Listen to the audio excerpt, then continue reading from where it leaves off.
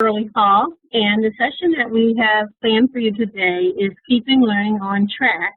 I know that many of you have been involved in Keeping Learning on Track, some of you for several years now, and with everything that's going on in school, it's really hard to keep any initiative going because there always seems to be a new one that's coming up and facing you. So today I just want to give you some tips and some ideas in terms of how you can keep learning on track. And it's specifically around one particular strategy that you can use that I think will be really effective. So with that in mind, we're going to move forward and we're going to look at the learning outcomes for today. As you can see, our learning outcomes for today is that we're going to talk a little bit about the role of students in keeping learning on track. And I know many of you are now interested in the framework for teaching, and so we're going to look for places where there's an alignment between what we've been doing in keeping learning on track and the framework for teaching. And then we're also going to look at a few templates and think about the techniques that you can use to support a shift in what we call the classroom contract that exists around assessment for learning. So when we talk about a classroom contract, it's a shorthand way of talking about those implicit and explicit understandings about the roles of teachers and students in the classroom and how they interact. And so in keeping learning on track, the role of the student is important. It's important in terms of building student self-esteem and building their knowledge so that they can also take on the role of assessors of their own learning. That's also significant as we look at the framework for teaching, where you probably remember at the higher levels of performance that we see a higher level of student assumption of responsibility. So as we talk about changing the classroom contract, we're essentially talking about really looking at the roles that teachers play and students play, in particular around assessment for learning. So here's the analogy we're going to use today, and many of you have probably seen this and remember it. We talked about how if you take a look at a pilot as an example, one of the things that pilots do is they are constantly taking readings.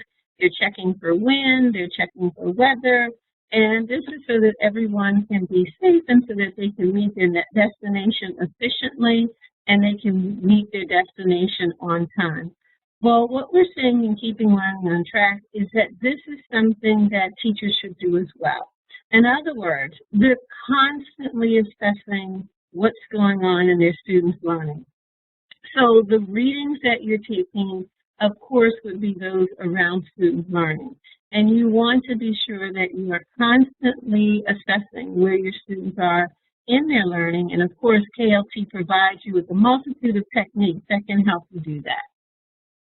So one of the things that we talk about constantly, and this goes along with our pilot analogy, that it is important that individual teachers select the techniques. We know that we have about 100 or so techniques that can be used in the classroom, but we want teachers to think about selecting those techniques that they feel are appropriate for their subject areas and also appropriate for their students.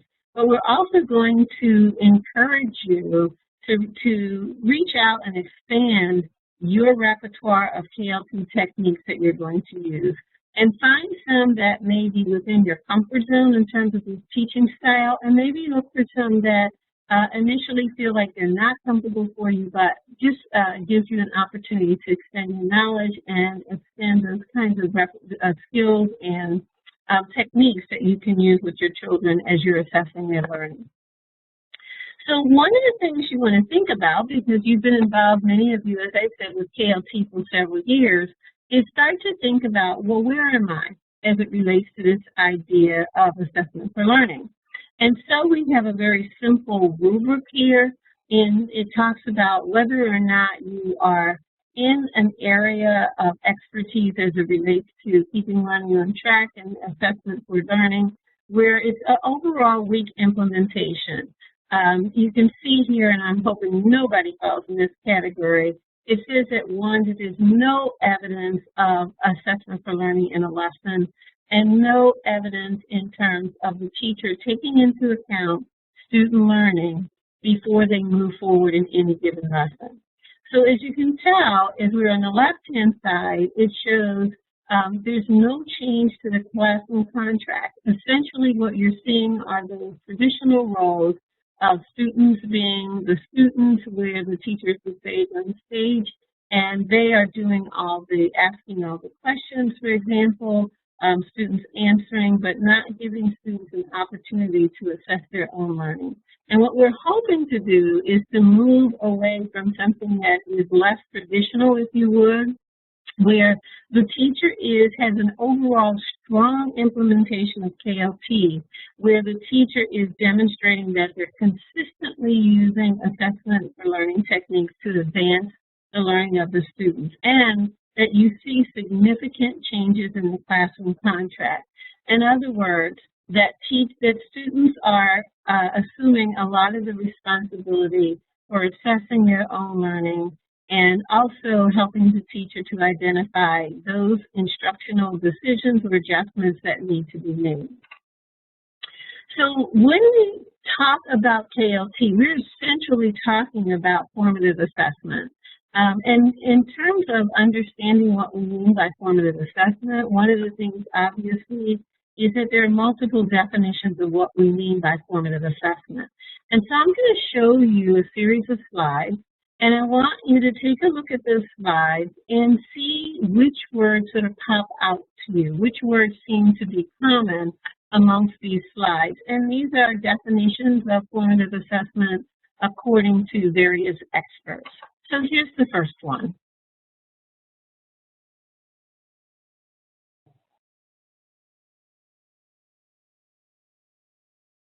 And number 2.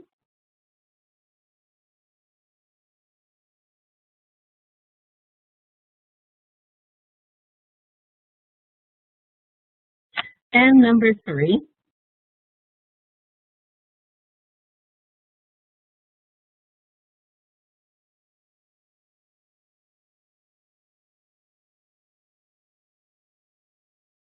Number 4.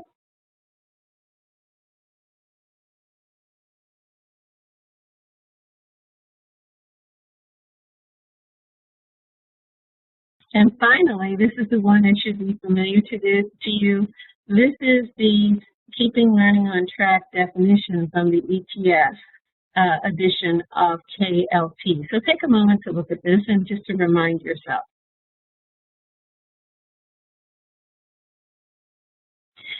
I'm hoping you found some words that appeared frequently in all of these definitions that should give you the essence of what we mean by formative assessment.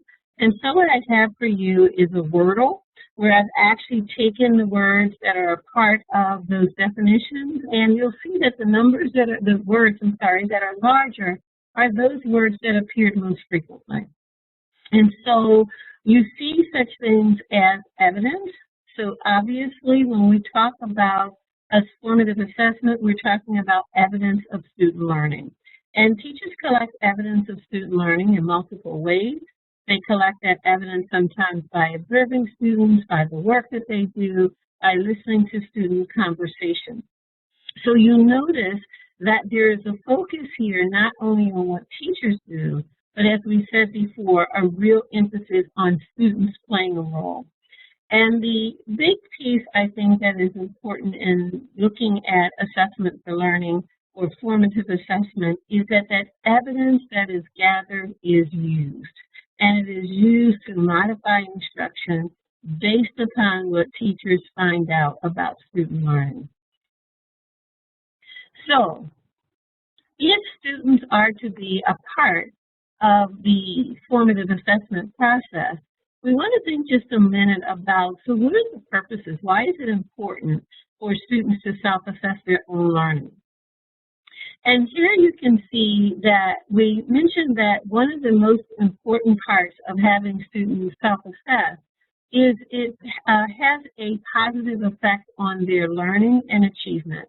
And so as teachers, we often talk about this idea of students assuming responsibility or being self-guided learners or self-regulating their learning, while giving students an opportunity to self-assess their own learning in multiple ways helps to encourage that. And so the idea is that students are getting useful feedback from themselves, meaning as an individual person, or peer-to-peer feedback, and it's for themselves. So now the students then can take that information that they gain about their learning and they can use it to move their learning forward. So we talk about this idea of students assuming some responsibility, but obviously as teachers we know there's some challenges to this.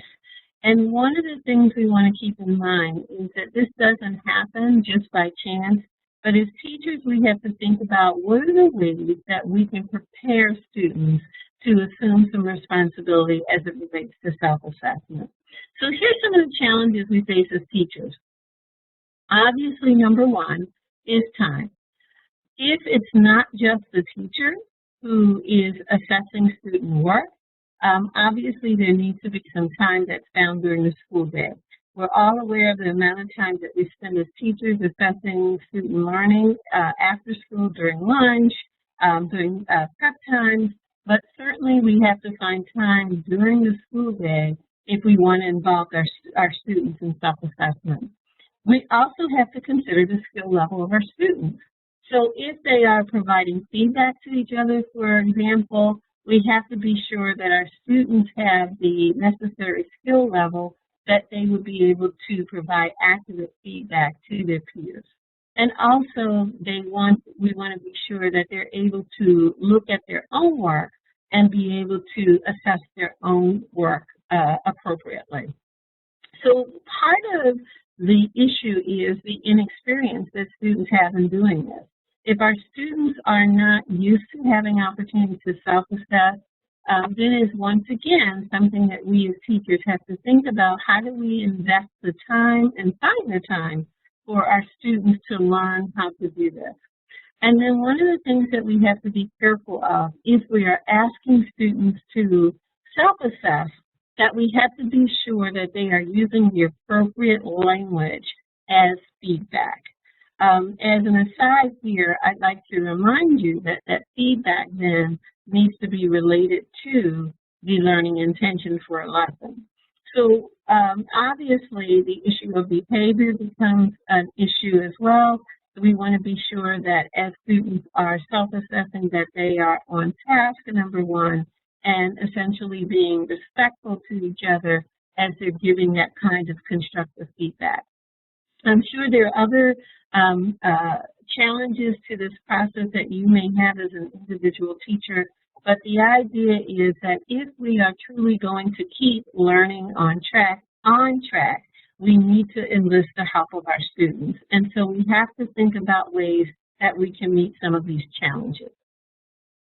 So here's one thing that's fairly obvious, I'm sure, from what we just looked at in terms of the challenges, that students need to be trained in self-assessment. And so we as teachers have to think about how we can go about training our students to self-assess their work as well as to give meaningful feedback to their peers. I think it's also important to note that even though we're talking about this idea of self-assessment and monitoring of progress, that we are talking about it in the context of KLP. But those of us who are heavily involved in the Framework for Teaching, as I know everybody is at this point, whether or not you are a lead-in intern because the Framework for Teaching is being used as the foundational document for your assessment of teaching practice, or whether or not you are a cooperating teacher or a teacher who has moved beyond being one of what we call our level 2 teachers who has an intern, but you are a practicing teacher now, you are concerned as well about the Framework for Teaching because New York has adopted the Framework for Teaching as the foundation of their teacher evaluation process. So you'll be interested to know that when we talk about assessment or learning, and we talk about inviting students or changing the classroom contract so that students assume more of a role, it is actually a part of the Framework for Teaching. And here's where you can see that in the Framework for Teaching. It's under 3B component 3D, which is called Using Assessment in Instruction, and it is specific to the fourth element, which is student self-assessment and monitoring of progress. And certainly, as students are self-assessing, you want to be sure that they're giving feedback to each other, that it's not just the teacher. You can see that feedback is here as well. If you take a look at what this looks like in terms of the framework for teaching, when it's done well, in other words, at the proficient and distinguished levels of performance, or in the language of New York State, if it is done at the effective or highly effective level, and we're talking specifically around 3D, once again, using assessment and instruction, you'll see that at the proficient level, it talks about the fact that students are frequently having opportunities to self-assess and to monitor the quality of their work. The important piece of this is that teachers need to be clear about what the assessment criteria will be, so that as students are monitoring their own progress, they're not monitoring it about what they think the teacher wants, but there are clear assessment criteria in place, whether that's through a rubric or something that the teacher has spoken to the students, or a rubric that is hanging up in the classroom or something that they use frequently. Students need to be aware of that assessment criteria before they can actually monitor their own progress.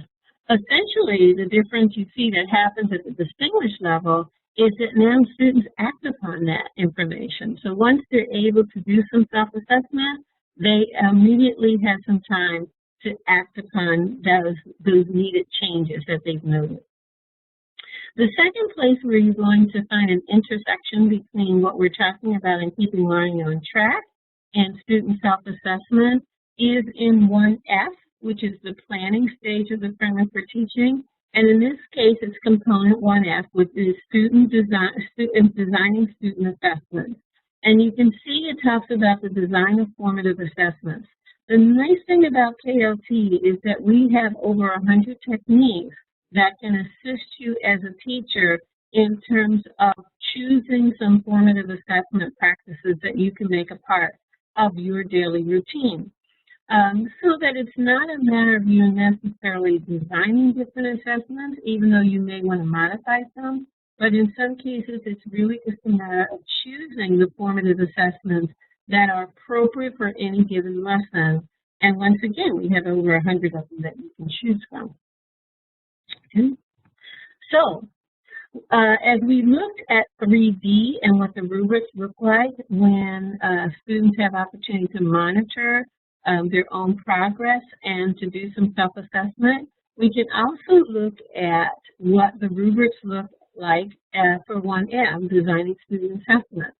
If you take a look at the proficient level performance, because remember we are aiming for proficient level performance. In the case of those of you who are interns, we are aiming for being first year ready. The rubrics are slightly different, but you'll see some language that looks similar to this.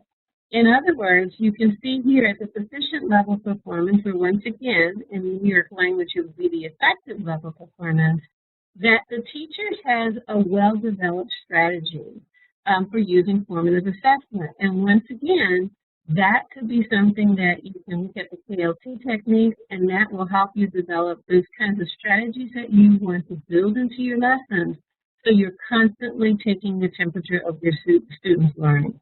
If you take a look at the distinguished level, once again, this is where we really get into the student assumption of responsibility, where it talks about the teacher making use of the information that is gathered through formative assessment and students doing the same. So here's an example of what this could look like. And this is actually something from a first grade class. And let me explain how the teacher used it. You can see here, this is the teacher's version of a student developed rubric. So when we talk about assessment criteria, this is what we're talking about. The assessment criteria was actually developed by the students. And in this class, you can see that this class has designed those kinds of criteria that they would be assessing as it relates to good sentences. So for number one, you can see the student Kindle talks about the fact that all good sentences begin with an uppercase letter. All the way down to, if you take a look at number 4, which is hard to see, it says all good sentences make sense. So that's an important piece of the work that you want to do with your students, to make sure that they're not just writing words and stringing them together, but they actually make sense. So let me tell you how a teacher used this in her classroom.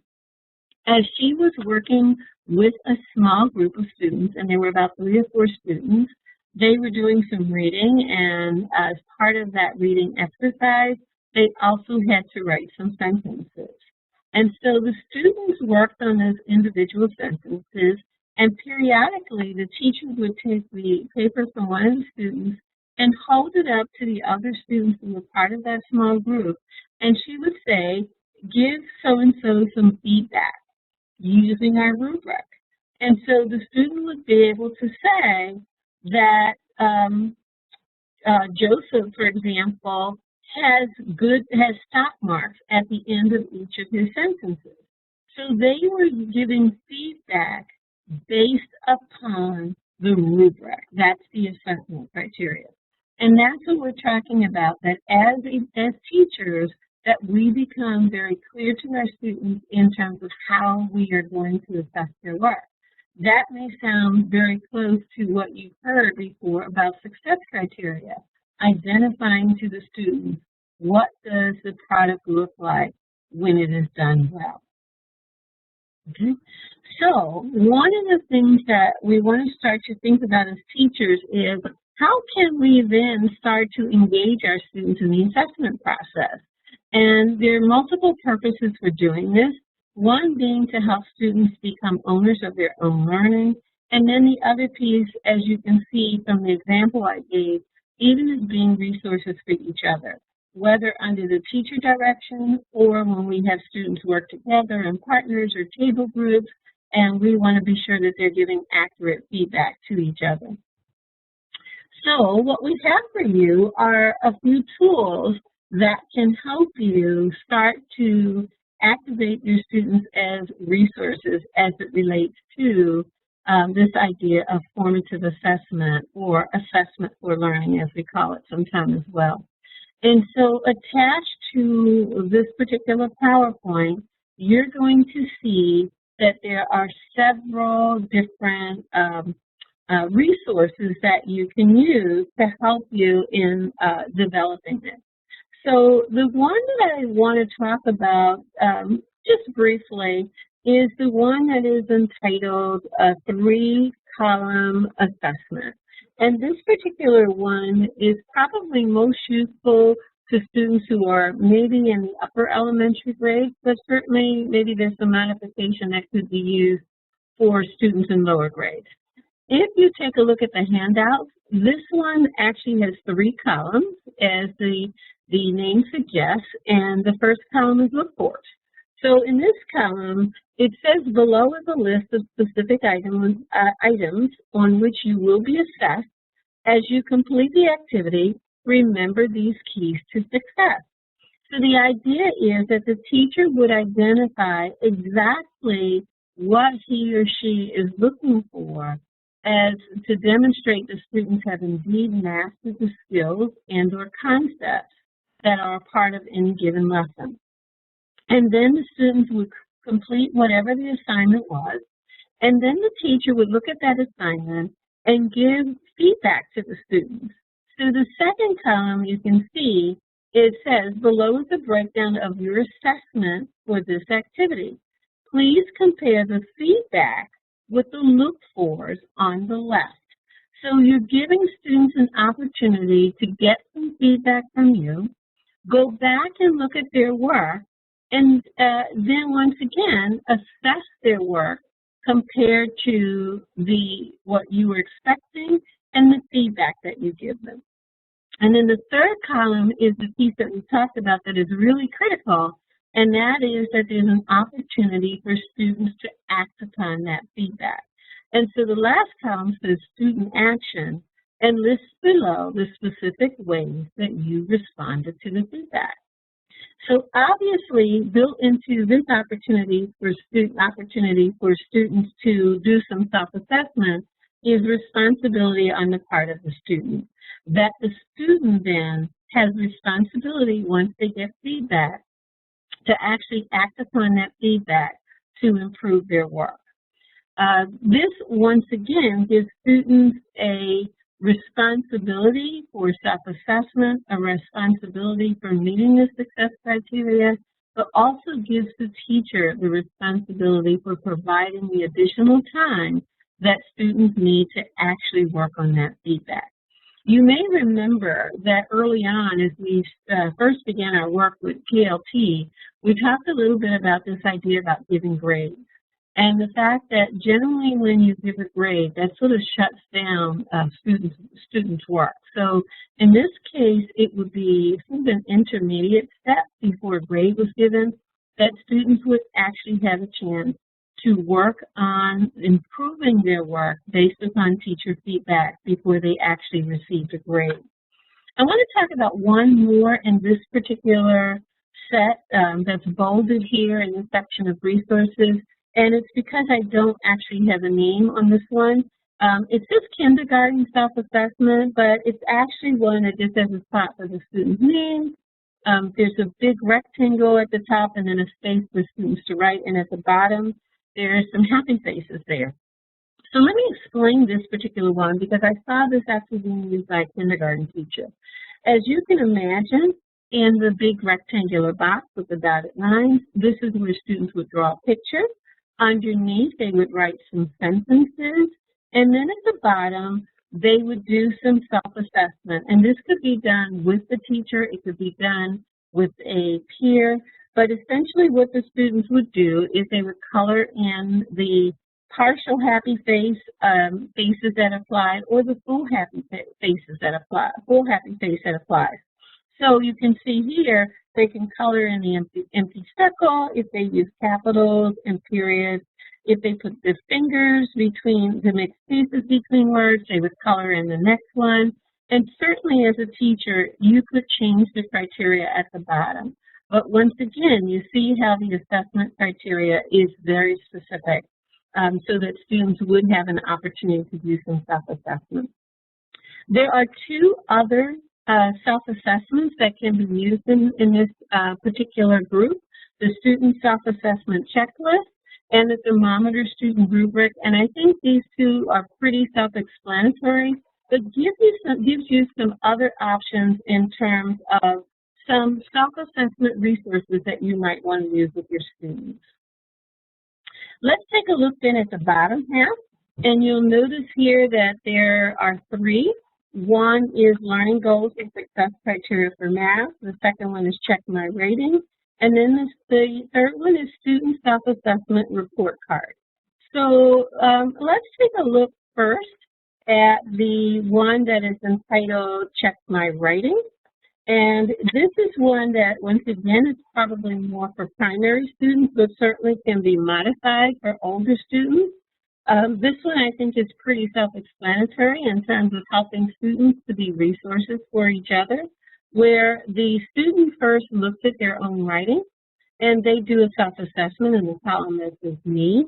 And once again, we have our punctuation marks being looked at here, spelling, neat handwriting, all of those things that are essential to students in the primary grades. And the students would either assess themselves as having a happy face, a sad face, or so-so as it relates to each of these assessment criteria. By the same token, they would have a partner, and there's a spot for their partner to put the name, where the partner would also look at the student work and they would make an assessment as well. There are two others here. One is called Learning Goals and Success Criteria for Math, as I said, and the Student Self-Assessment Report Card. The Learning Goals and Success Criteria for Math, if you take a look at that one very briefly, That one is specific where the teacher would have the learning goal, what the success criteria would be, and then students would self-assess how well they understood the concept, how did they do on their assessment, and then they'd have reflections and next steps. This particular resource is designed to be used as part of a chapter or a unit, and so this could actually be something that's completed over time with students. So once again, there's several resources here that will help you in terms of thinking about changing that classroom contract where students now have more responsibility for self-assessment. So I think these have come through some of these steps that can help you in terms of getting your students more involved in the assessment process. Number one, having clear performance targets. In other words, what does a success look like? Really defining what those success criteria look like. The second one is where students are really checking your progress towards the targets. So they are identifying areas of strength and areas for improvement. And that can start as young as you can see from some of the handouts we had, even for primary students. So once again, this is around not marking everything, but giving students an opportunity to check their progress and to make adjustments. And then as you can see, the third step is allowing students to have opportunities to revise their work. Otherwise, it's unlikely that they're going to take the self-assessment process seriously because it has no consequences to it. But if they are given the opportunity to actually self-assess and do some modifications, that is going to get some of the buy-in that you're looking for. So as a reminder, at the beginning we talked about the classroom contract being a way that we change the roles of the teacher and students. And we hope by involving students more in self-assessment that they then will become more involved and take more responsibility for their own learning, but it is the teacher who has to initiate that change. So what I'd like you to do is to think about what your own students, I want you to do what's called run the mental movie. In other words, think about what the conversation might sound like, might look like for your students as they begin to self-assess each other. So just to revisiting to our learning outcomes, we looked at the role of students and the importance of the role of students in the Keeping Learning on Track program, and that involving students is really the key for keeping learning on track because it changes the responsibility not from being only for the teacher but also for the students. And we also took a look at 1F and 3D in the framework for teaching as ways that KLT techniques specifically around assessment align with the framework for teaching. And then we took a look at some templates that you as a teacher can start to use to help shift the classroom contract in favor of the students taking more responsibility for their learning. I hope that you found some pieces here that will be useful to you. And I'd really love to hear your feedback in terms of how some of these templates work and how you may have modified them for your students. Thank you for joining us.